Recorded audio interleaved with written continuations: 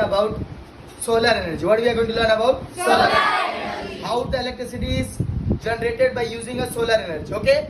So mainly there are the two types how we can generate electricity by using a solar. One is by the thermal and second one is by the radiation. So both we are going to see. Now I will explain in Hindi. So now से देखो हमें solar energy से electricity कैसे generate करना है, ये सबसे बड़ा आज का टॉपिक है. तो देखो सबसे पहले एक तो थर्मल से जनरेट हो सकता है, रेडिएशन से. अभी तुम एक चीज हरदम ध्यान में रखो, जो हमें सनलाइट आता है सन से, तो ये सनलाइट है ना, ये एक रेडिएशन के फॉर्म में आता है. किसके फॉर्म में आता है? रेडिएशन. तो ये एक रेडिएट होके हमारे पास आता है.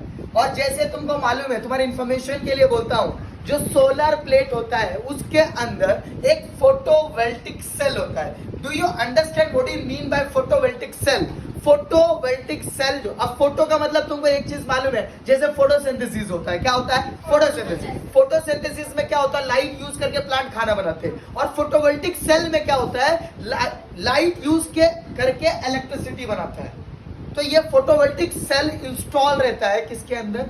सोलर के अंदर. किसके अंदर इंस्टॉल रहता है? सोलर के अंदर. और ये जो सनलाइट हमारे पास आता है, सनलाइट डायरेक्ट वो फोटो इलेक्ट्रिक सेल जो होता है उसके ऊपर टकराता है. उसके टकराने की वजह से, मतलब रेडिएशन से आता है, उसको डायरेक्ट टकराता है. और टकराने के बाद वो फोटो इलेक्ट्रिक सेल जो है डायरेक्टली वो जो लाइट है उसको इलेक्ट्रिसिटी में जनरेट कर देता है.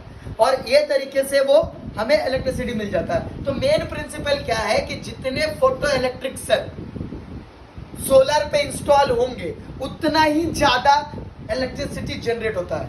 सिंपल उसका एकदम फॉर्मूला है, तुम्हारे एग्जाम में आएगा. ये फोटो इलेक्ट्रिक सेल जो होता है, इसको हम फोटो इलेक्ट्रिक इफेक्ट भी बोलते हैं. ये पहला तरीका है. दूसरा तरीका क्या है कि अगर देखो, पहले तो हीट आ रही है हमारे पास, ये रेडिएशन क्या है? हीट. तो ये हीट को अभी जैसे सबके घर में हमने देखा होगा, सोलर ऊपर सोलर लगा है, सूर्य का जो पानी गर्म होता है, तो पानी जो गर्म होता है वो पानी एक अमाउंट पे गर्म रहता है. हम क्या करते हैं, इतना ज्यादा गर्म, मैं तुमको एक एग्जांपल दे बताता हूँ, इतना ज्यादा गर्म रहता है कि वो पानी तुम डायरेक्ट लो और उसमें चावल डाल दो, चावल बन जाएगा.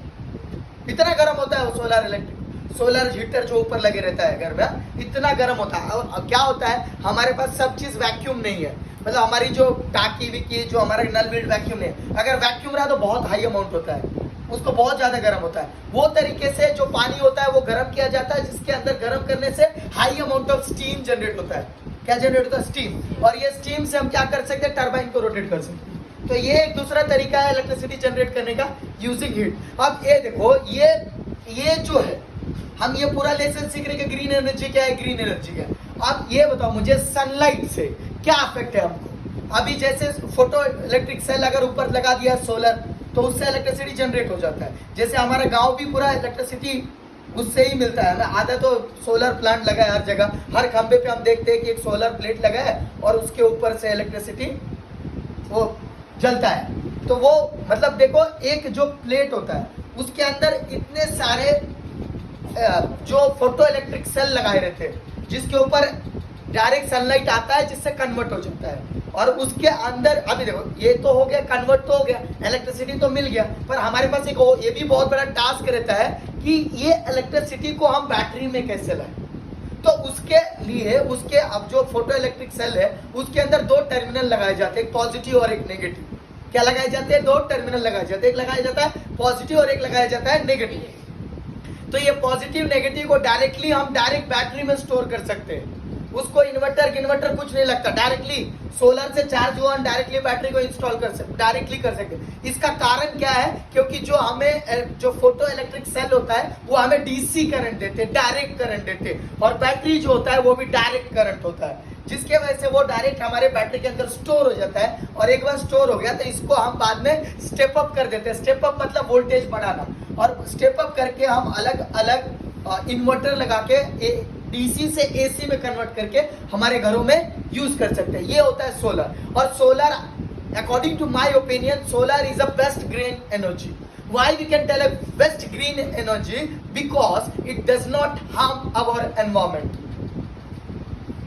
Sunlight doesn't harm our environment. It doesn't have any pollution in it. Means nothing is harmed by that sunlight. So that's why it can called as a green energy.